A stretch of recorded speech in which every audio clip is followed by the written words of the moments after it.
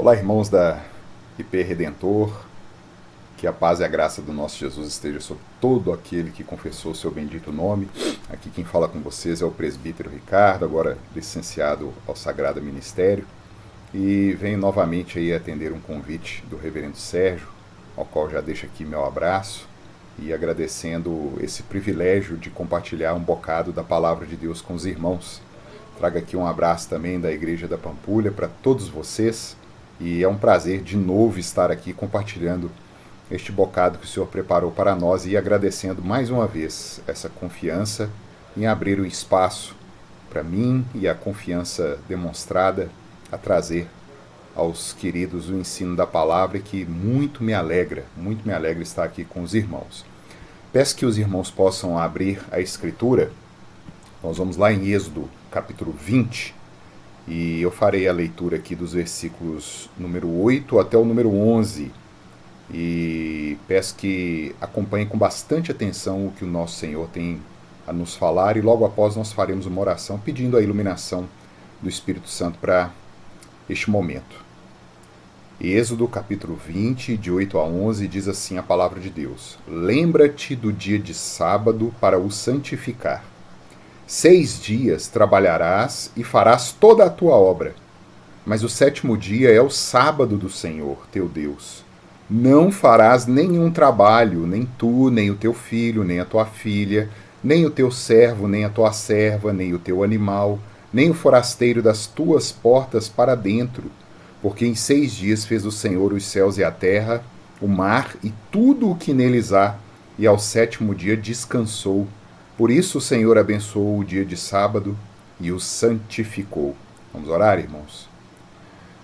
Senhor Deus, aqui está o teu povo, aqui está o teu servo com a tua palavra, e nós carecemos da tua bendita mão, da ação do teu Espírito Santo para nos fazer entender isso aqui, Deus.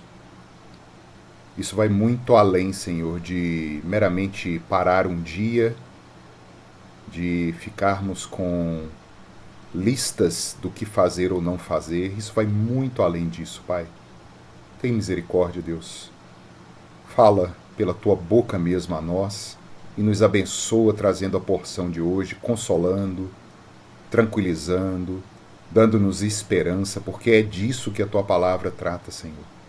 E é em nome do teu Cristo que nós oramos, pedindo perdão, Senhor, pelos nossos pecados e clamando: fala-nos, Deus, em nome de Jesus. Amém.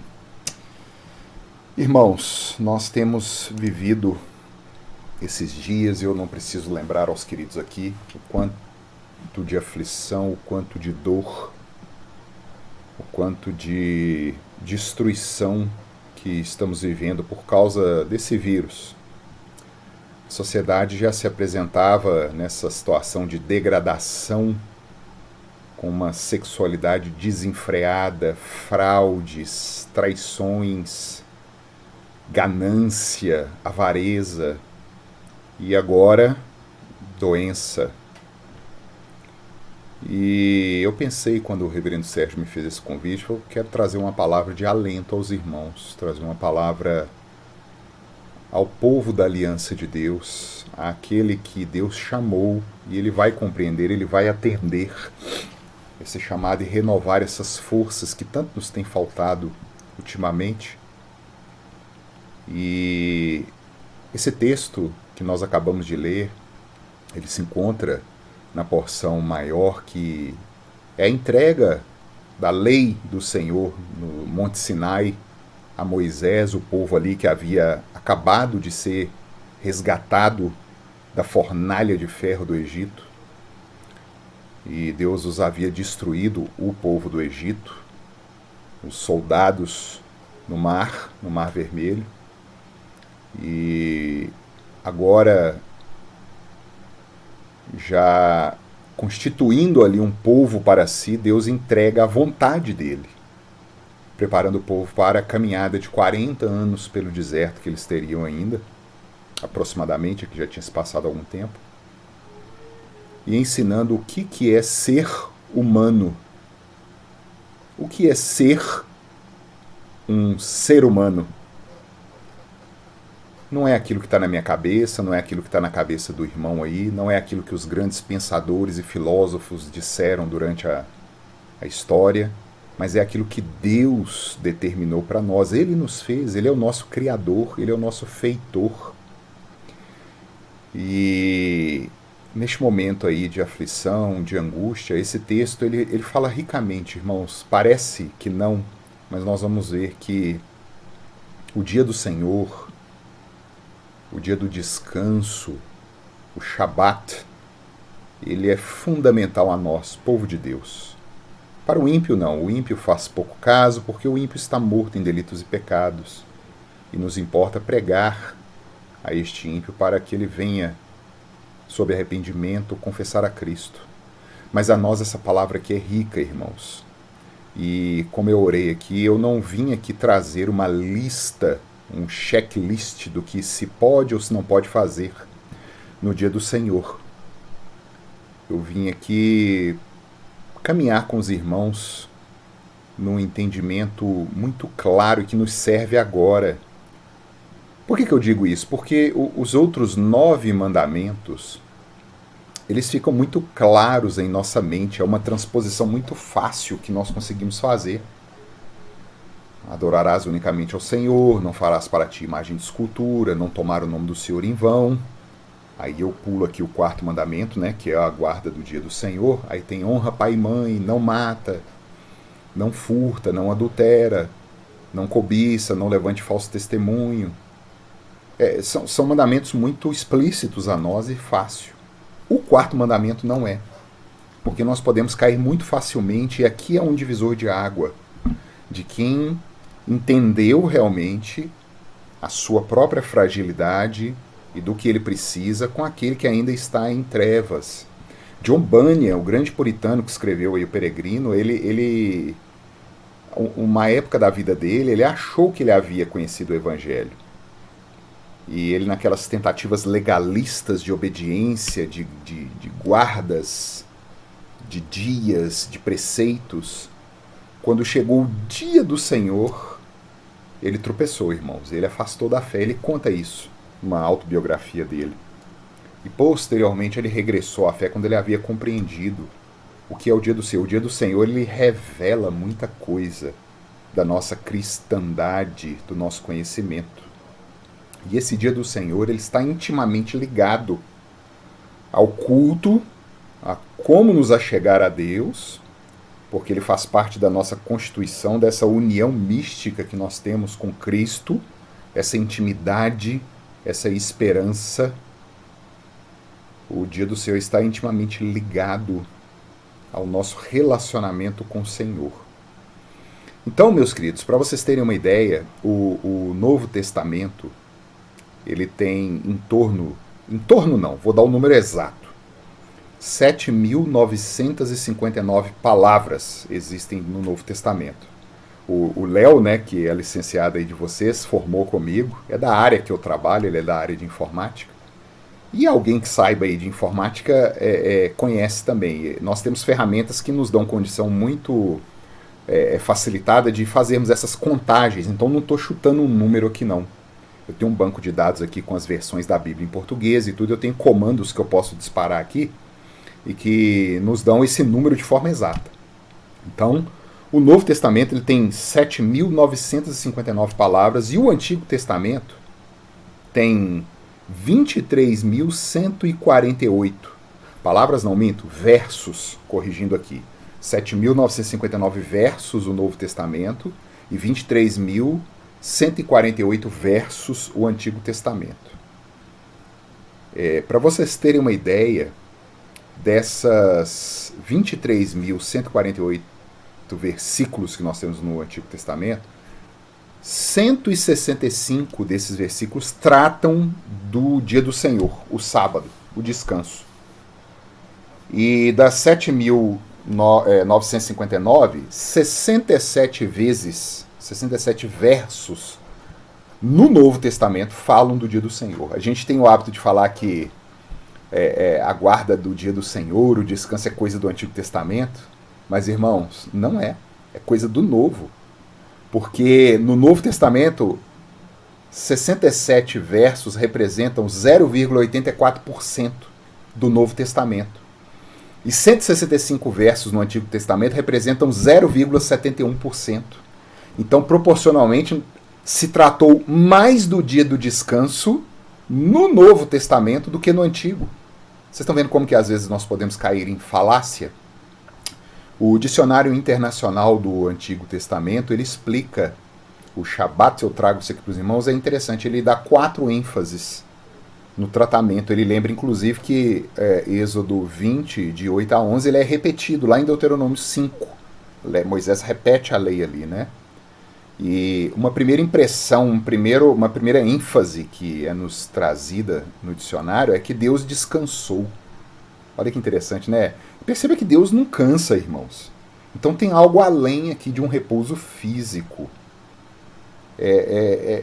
Nos é informado de um prazer de Deus neste dia, que quando ele viu toda a sua obra construída, é um regozijo, uma alegria de Deus. Imagine uma alegria de Deus. A segunda ênfase, e que está mais explícito em Deuteronômio 5, versículo 15, olha mais de uma perspectiva do povo agora. Antes o olhar era de Deus, né, para o dia do Senhor. Agora é uma perspectiva do olhar do povo. O povo foi liberto do jugo da escravidão. Lembre disso, irmãos. Libertação.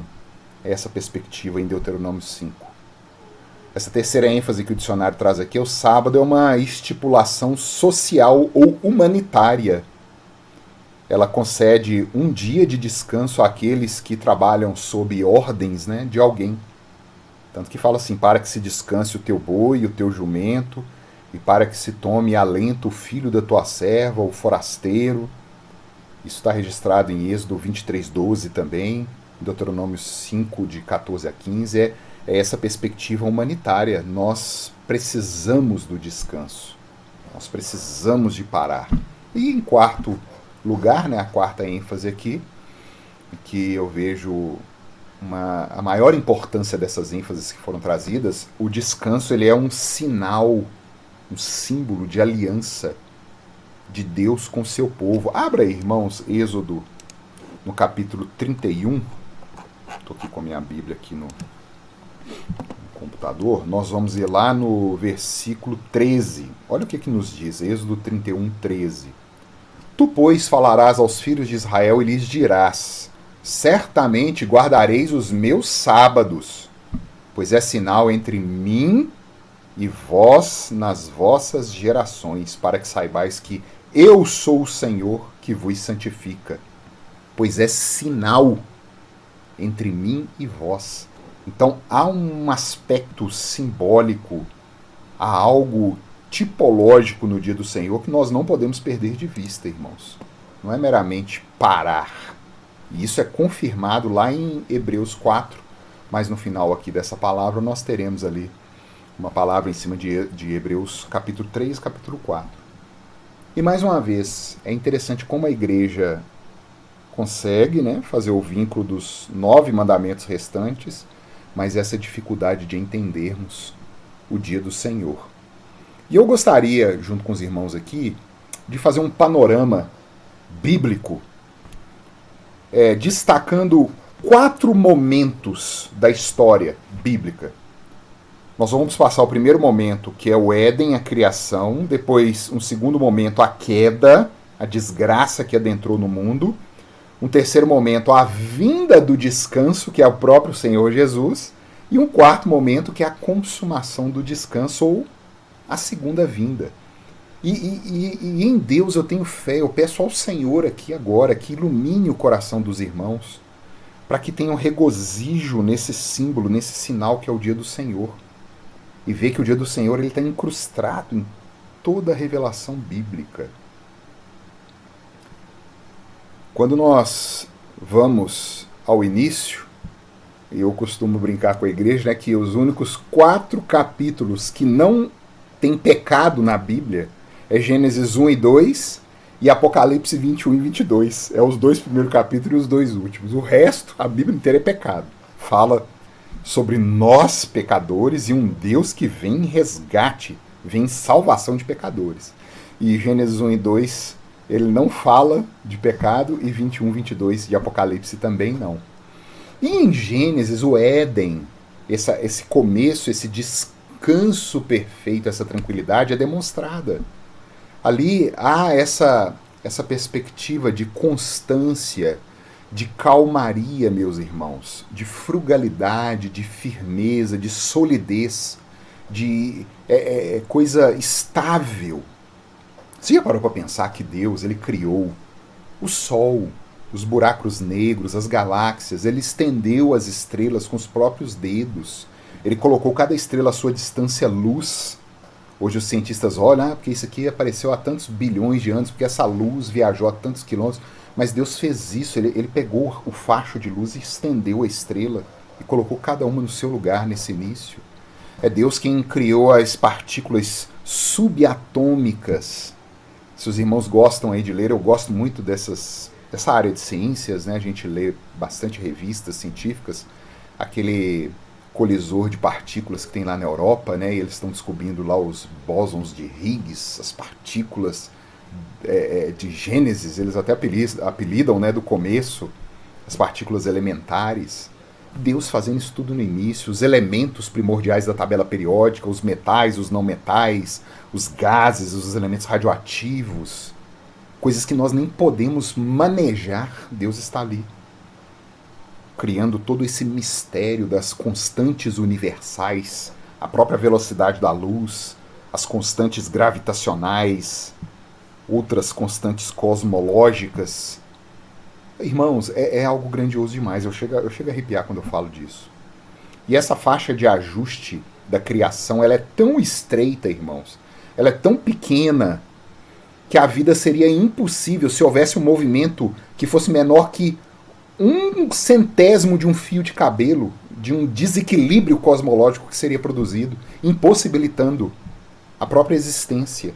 Ou o universo expandiria de forma descontrolada, ou ele sucumbiria dentro de si mesmo. E Deus mantém todo esse controle, toda essa exuberância, esse repouso, essa tranquilidade. Não havia perturbação, irmãos. Esse é o momento da criação. Não havia oscilação, não havia degeneração, não havia a entropia, né? Tudo tende à desordem. Não havia isso, tudo estava calmo. Calmaria em meio à fervilidão cosmológica. Tudo funcionando perfeitamente, um ajuste assombroso, irmãos. E nisso nós, a raça humana, no meio desse assombro, nós somos criados, queridos, como a coroa da criação, irmãos. Imagem e semelhança de Deus, um tipo de Deus nesse mundo, representando Deus diante do resto da criação. Irmãos, o salmista no Salmo 8, ele diz assim, que Deus nos fez um pouco menor que ele. Nós só não éramos Deus. Um pouco menor que Deus. Nós só não éramos Deus, irmãos. E era esse repouso, essa harmonia, essa calmaria entre nós, seres amados pelo Criador, imagem e semelhança sua, a paz entre nós e a criação, todo o resto da criação que ele fez, a paz entre nós e o nosso Criador, sem guerra, sem conflito, sem canseira, sem enfado, sem intriga, tudo funcionando. Nós caminhávamos, queridos, na viração do dia com Deus. Para mim é uma representação maior dessa paz. Um relacionamento totalmente límpido, claro, cristalino, franco, transparente entre nós, criaturas, e o nosso Criador. Nós atendíamos o propósito para o que fomos feitos, irmãos. Deus nos colocou nessa terra, homem e mulher, com propósitos bem definidos, igual esses ajustes que eu citei aqui no início, dos grandes sistemas do universo. Deus nos deu funções exatas e nós reconhecíamos essas funções, atendíamos essa natureza, nós sabíamos que tínhamos uma essência, tínhamos uma substância primeira e que a partir dessa essência nós iríamos viver nessa calmaria. Esse é esse primeiro momento que eu queria trazer para vocês aqui de descanso, de repouso. Vocês percebem? Um mundo em paz. Mas aí, nós, os homens, caímos. E é o segundo momento dessa palavra que eu trago aqui, baseado no dia do Senhor. Essa calmaria, essa paz, esse descanso foram perdidos irremediavelmente, irmãos. Não havia o que nós pudéssemos fazer. E essa narrativa ela se encontra lá em Gênesis 3, quando uma nova voz adentra o ambiente. Nós atendíamos à voz de Deus, nós ouvíamos, era clara para nós, nós obedecíamos, fazíamos aquilo que nós somos feitos para fazer. Mas uma voz estranha, uma segunda voz adentrou. E nós sabemos que voz é essa. Satanás entra em cena. E perceba que essa nova voz ali, que entra em diálogo com a mulher, ela já entra colocando em xeque aquilo que até hoje é a mesma coisa.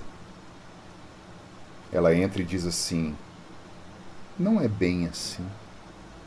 É isso que Deus falou, mas não é desse jeito não. Vocês já perceberam que hoje no nosso mundo é dessa forma? A Escritura fala tal coisa, mas não é bem assim não. Você está sendo muito retrógrado, você está sendo muito radical, você está sendo muito puritano, você está sendo muito fundamentalista. É o que a serpente fez com Eva. É assim que Deus disse?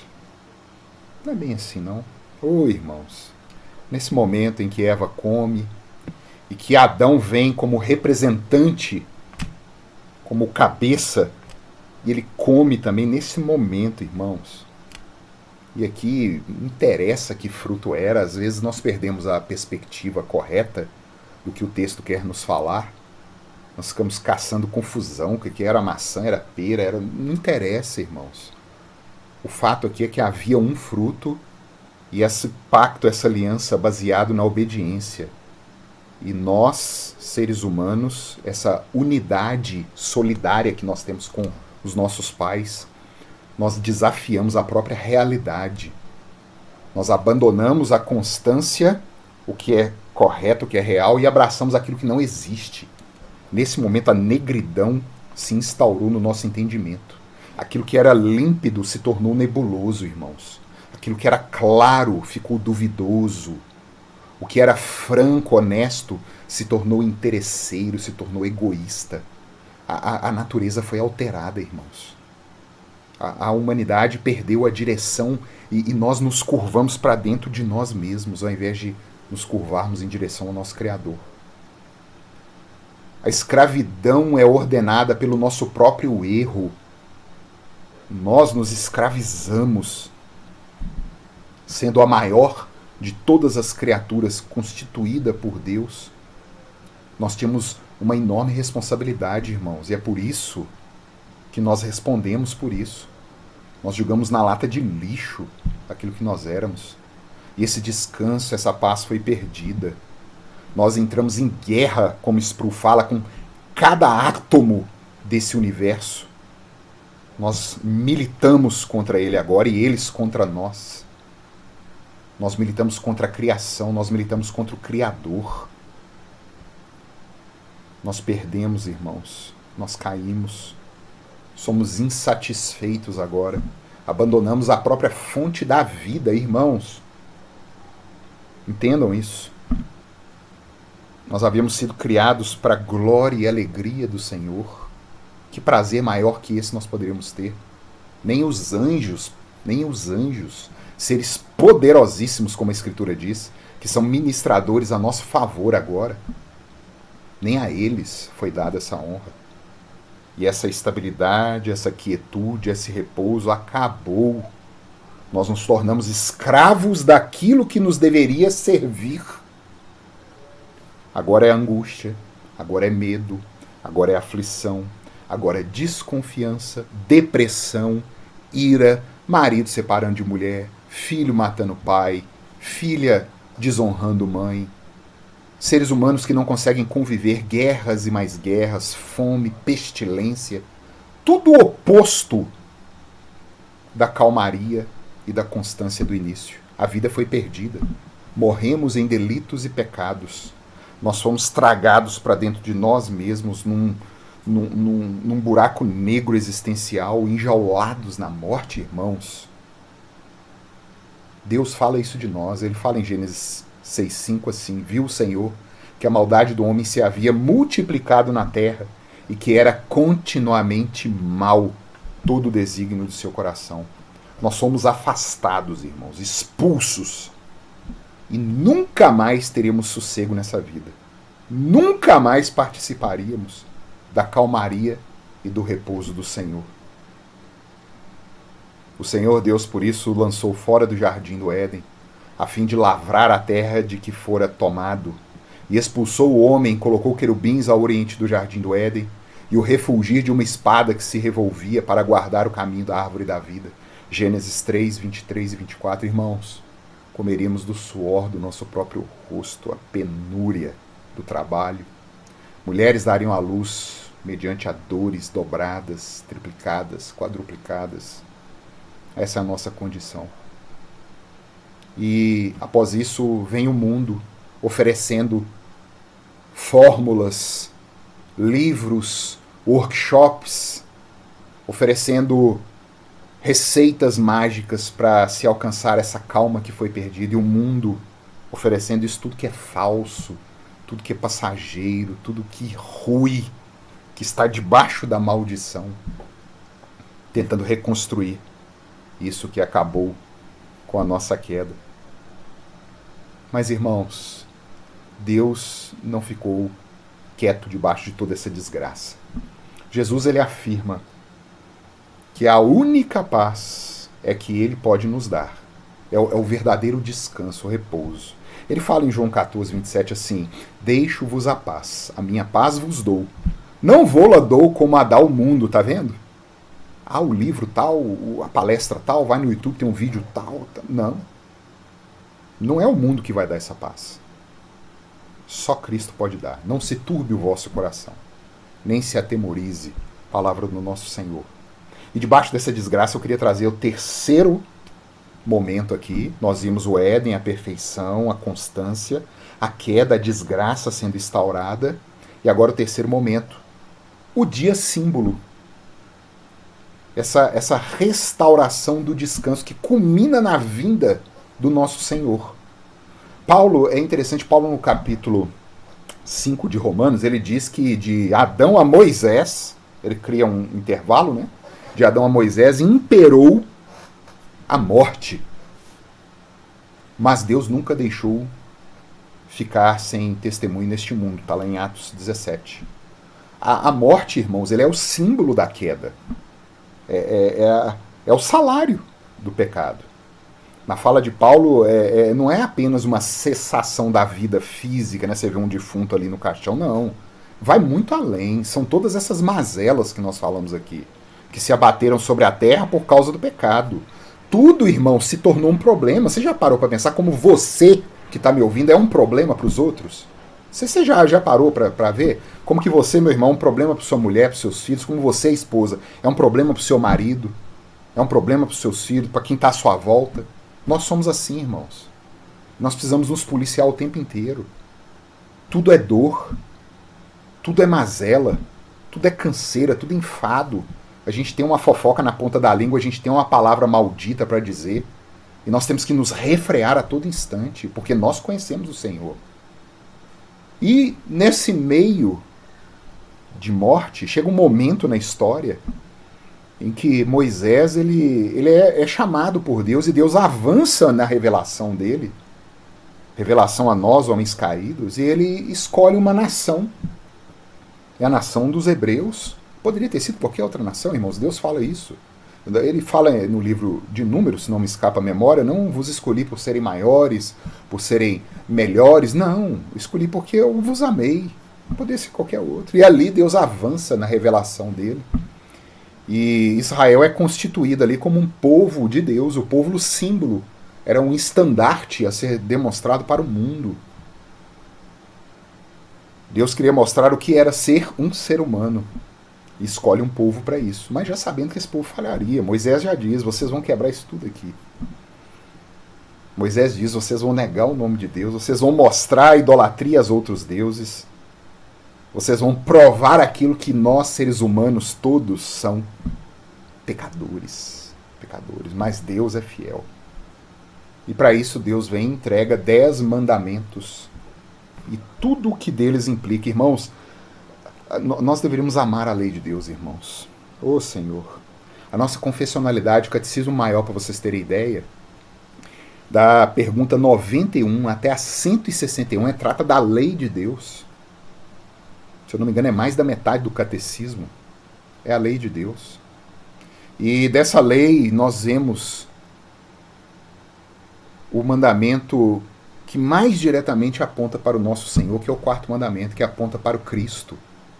É o mais sublime mandamento que revela o Senhor. O Senhor é chamado de a palavra, o verbo. O Senhor é chamado de o descanso. E essas palavras que foram entregues, os 10 mandamentos, as palavras, é a manifestação do próprio ser de Deus, da forma que nós possamos entender. E Deus estabelece o sinal que nós lemos. Nós lemos aqui, é um sinal. É o mais longo mandamento, o 4º mandamento, irmãos. O mandamento que foi mais severamente cobrado por Deus durante o Antigo Testamento. Vocês já repararam isso quando vocês leem a Escritura? Deus, ele sempre lembra da guarda do dia de sábado, porque a guarda do dia de sábado, ele demonstra confiança e fé. É tirar os olhos de nós, do mundo, daquilo que nos cerca, das riquezas, dos bens materiais, e colocar os olhos em Deus. É dedicação ao Senhor. É confiar que eu vou trabalhar durante os dias ordinários e que eu vou ter o meu sustento.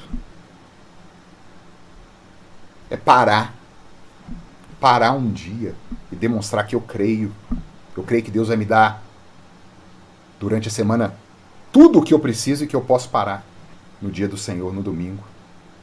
É não se desgastar, irmãos, com os trabalhos, com o comércio, com o serviço, com o dia a dia no 7º dia. É óbvio que aqui eu não estou incluindo aqui irmãos que desempenham tarefas essenciais, policiais, médicos, e aqui eu não vou ficar levantando, como eu falei, eu não vim trazer listas aqui.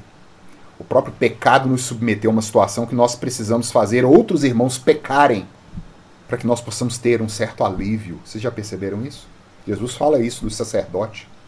Os fariseus o questionam, Jesus fala assim, vocês não veem que o sacerdote ele quebra o sábado para servir o templo? Eles têm que servir ali porque debaixo do céu é só ruína. E ele não está dando uma desculpa, não. Ele está dizendo que o próprio sangue dele vai redimir esses irmãos. É no sangue de Jesus que nós temos redenção. Olha que interessante, Êxodo 16, 23, diz assim, irmãos, prestem atenção. Respondeu-lhes ele, isto é o que disse o Senhor. Amanhã é repouso, o santo Shabat do Senhor, descanso. O que quiserdes cozer no forno, cozei, o que quiserdes comer na água, cozei, cozer em água, cozeio em água, e tudo que sobrar, separai, guardando para a manhã seguinte. Olha que interessante, são as obras dos dias normais, irmãos. Segunda a sábado, trabalha, desempenha suas atividades, organiza a sua semana para que você tenha paz no domingo. Olha só, aquele que se atreve a desobedecer a Deus hoje, como assim acontecia lá atrás, não acha. Olha só. Então disse Moisés, comei-o hoje. Portanto, ou porquanto o sábado, ou o Shabat, o descanso, é do Senhor. Hoje não o achareis no campo. Não ache, irmãos.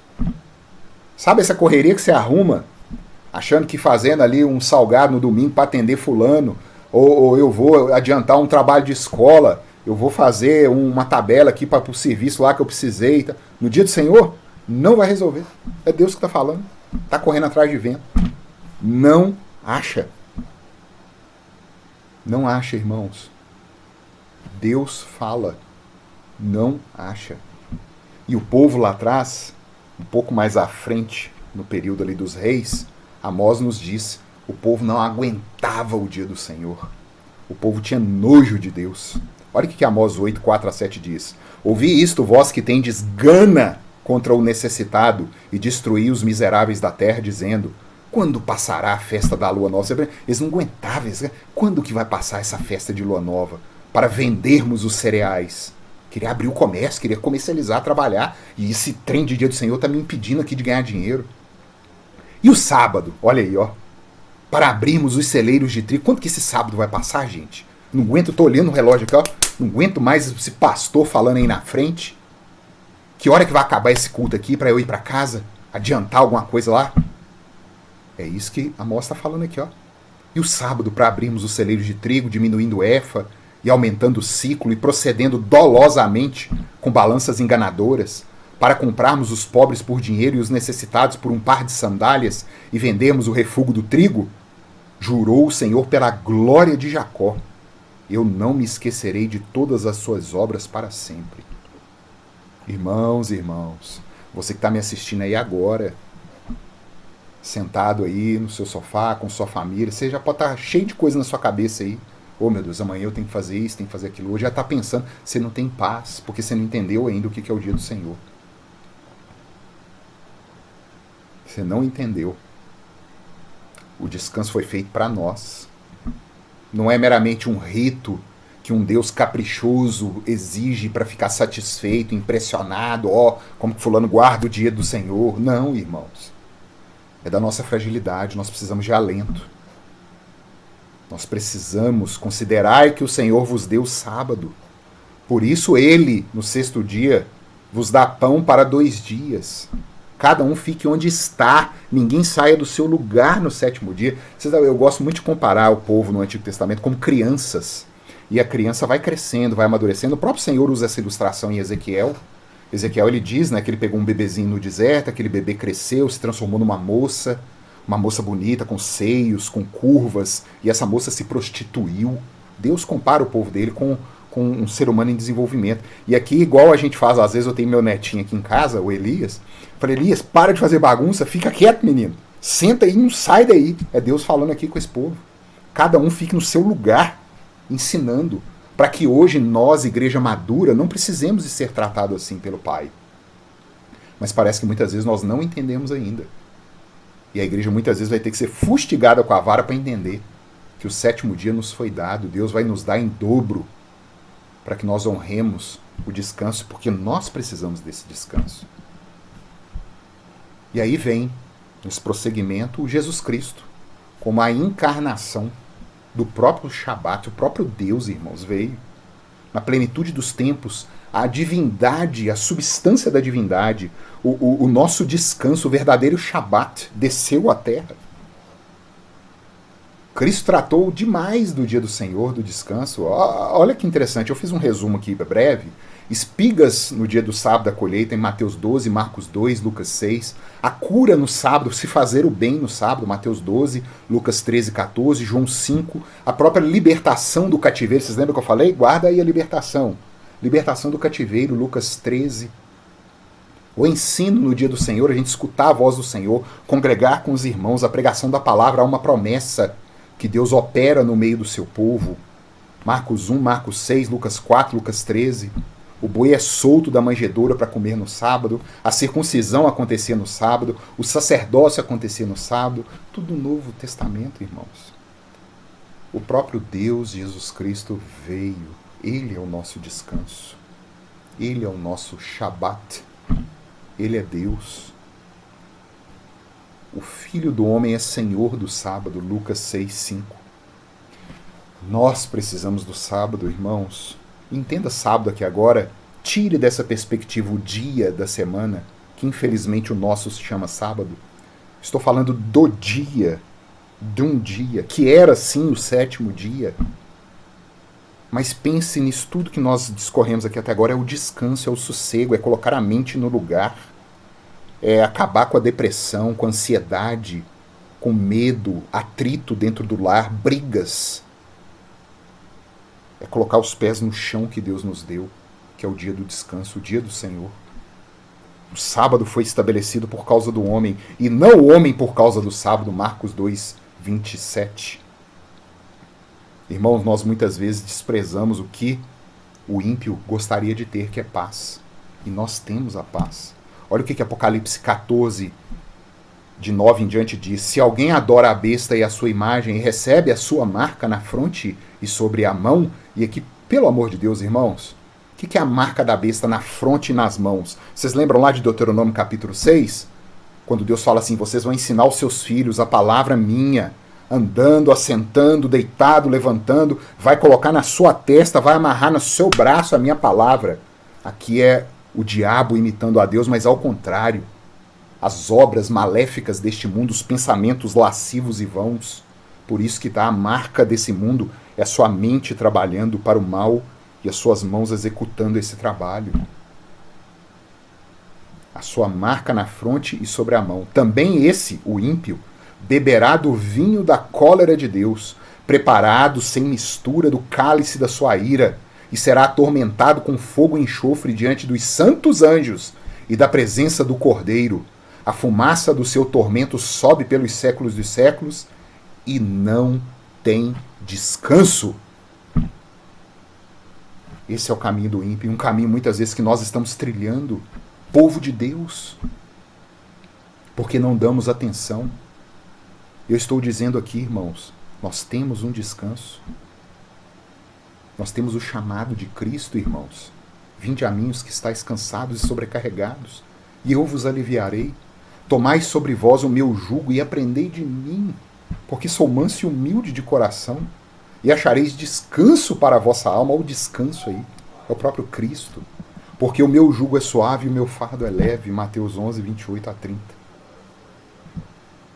E desses 3 momentos que a gente viu até agora, Éden, a queda, a entrega da lei em Moisés até a vinda de Cristo, nós temos o último que eu queria trazer aqui para mostrar o que significa esse sábado, irmãos. E o símbolo que ele significa, que Deus falou, tem um sinal entre mim e vós. É o dia da volta do nosso Senhor, queridos. Ainda resta um descanso para o povo de Deus. A partir desse correto entendimento, desse descanso que foi perdido no Éden, o descanso que é a comunhão com Deus, do ensino de Deus e da vinda dele mesmo como sendo esse descanso perdido, nosso Senhor Jesus, nós podemos entender o que acontece aqui hoje, aqui na reunião da igreja, que está sendo virtual, mas recebi a notícia gratificante que vocês estão de mudança para um local novo. É para isso que vocês têm esse local, para se reunir em oração como povo da aliança, como Deus prometeu, e achar descanso no meio desse povo. Não inventem moda.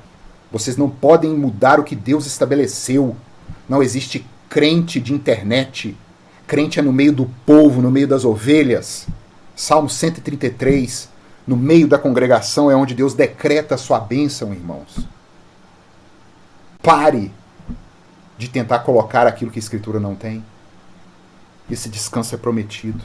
E a volta do Senhor é o ápice desse descanso.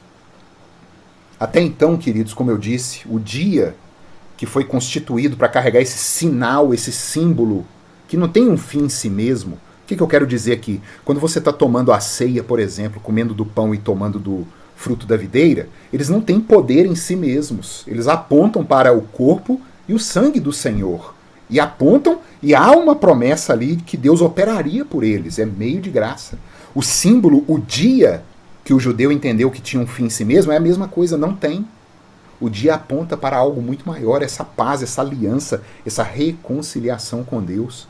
E até então era o 7º dia. Mas, olha que interessante, os reformadores disseram assim, para nos preservar, para nos proteger e demonstrar com maior firmeza, com maior vigor, que não é o dia que salva, mas é a realidade para que esse dia aponta, para que esse símbolo aponta. Deus mudou o sábado para o domingo, destruindo assim toda a presunção carnal de que dias é que são considerados e não são. Aqui nós temos as seitas sabatistas, o adventismo do 7º dia, por exemplo. Eles afirmam que se você não guarda o sábado, você não é salvo. Dá mais valor ao dia em si do que o que ele significa. E o que o dia significa? É o descanso em Cristo. É isso que eu estou querendo provar aos irmãos aqui. Irmãos, Jesus, olha como essa mudança é tão explícita no Novo Testamento.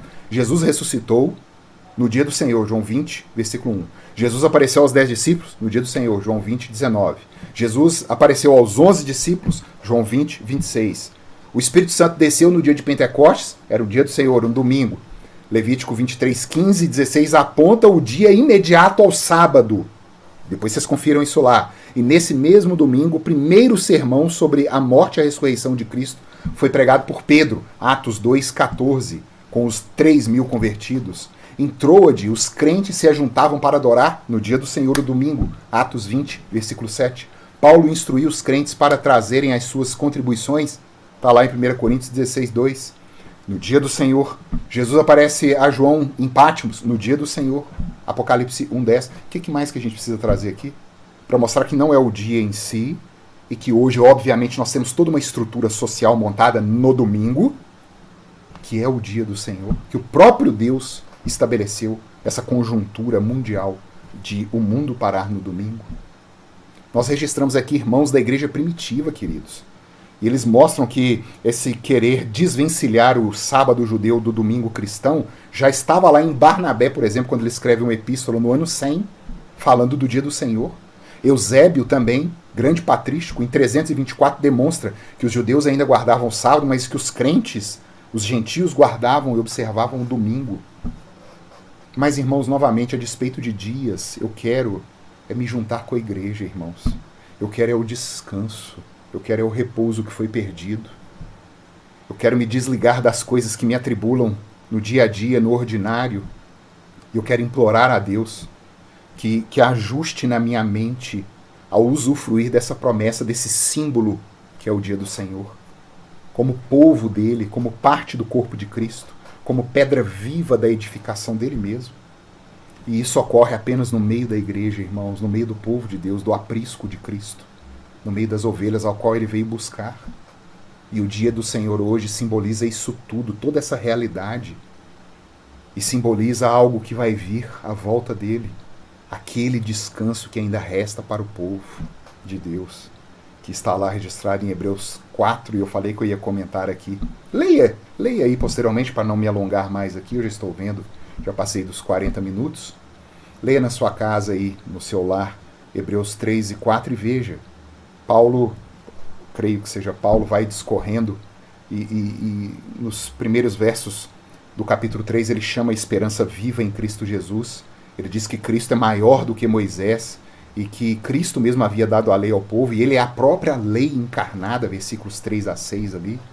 Ele fala sobre o chamado do Espírito Santo e a obediência da fé, não é a obediência de justiça própria, mas a obediência da fé. Nós fomos salvos para obedecer e não porque obedecemos. E que muitos ali não creram, se endureceram e não entraram no descanso do Senhor. Não creram, eles não receberam o sinal. Como que eu vou crer na promessa bendita da volta de Cristo, se nem o símbolo eu quero? É a mesma coisa eu dizer que eu creio no sangue e no corpo, mas eu me recuso a participar da mesa do Senhor. É quando eu digo que eu creio na volta de Cristo, mas eu me recuso a obedecer e a parar e a confiar no dia do Senhor, que é o domingo. Então você não crê.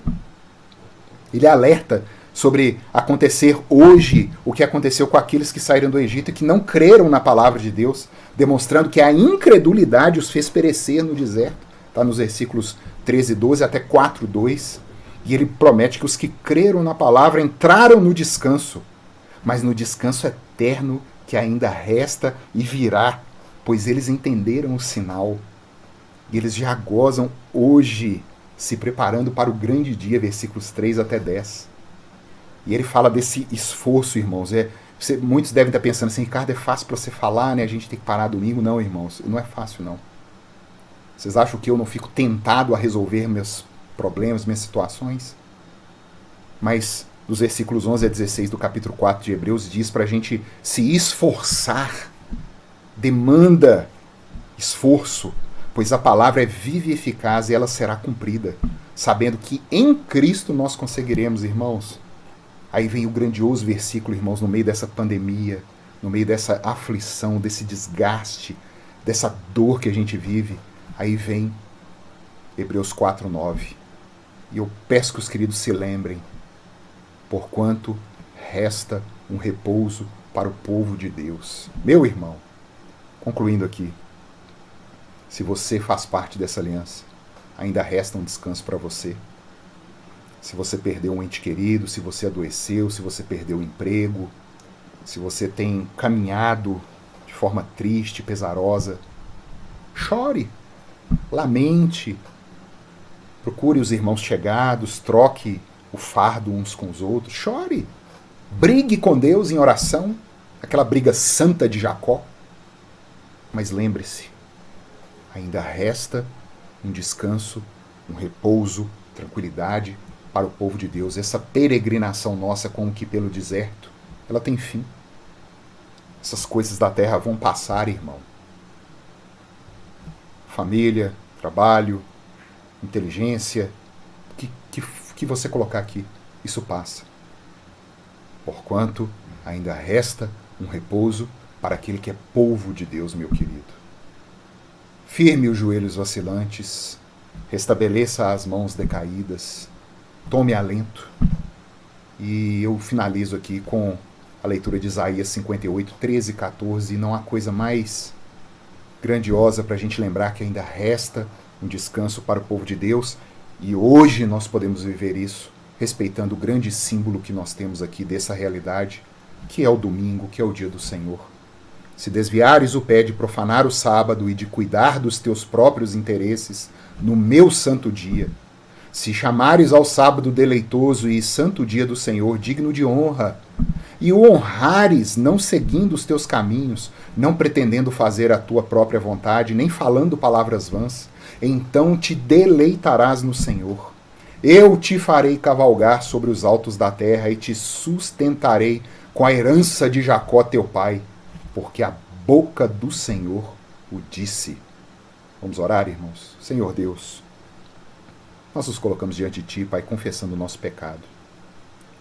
Muitos já estão aqui preocupados com o dia de amanhã, com a segunda. Muitos estão pensando já em adiantar alguma coisa. Deus, tem misericórdia de nós. Age com Teu Santo Espírito, nos ajuda, Pai. Nos mostra que nós podemos viver hoje, nesse dia, o alento, o descanso, o refrigério que foi perdido lá no Éden. Mesmo em meio ao vale da sombra da morte, mesmo em meio a essa pandemia, mesmo em meio a problemas e tribulações, o Senhor nos promete que poderemos ter um gosto, nos deleitar, nós acabamos de ler, cavalgar as alturas, é isso que nós queremos, Senhor. Abençoa cada irmão que nos ouviu, abençoa o reverendo Sérgio, todo o conselho, toda a junta diaconal, todos os irmãos, cada família, Pai. E mostra, Deus, que o Senhor é Deus, mostra que o Senhor pode, Deus, reavivar e trazer esperança para que nós possamos aguardar firmes a volta do Teu Cristo. Maranata, Senhor. Tempos difíceis, Pai. Tempo de dor, de choro. Mas ainda resta um descanso para nós, Senhor. E é nessa esperança que nós caminhamos em nome do Teu Cristo, pedindo perdoa a nossa impertinência, perdoa o nosso pecado. Amém.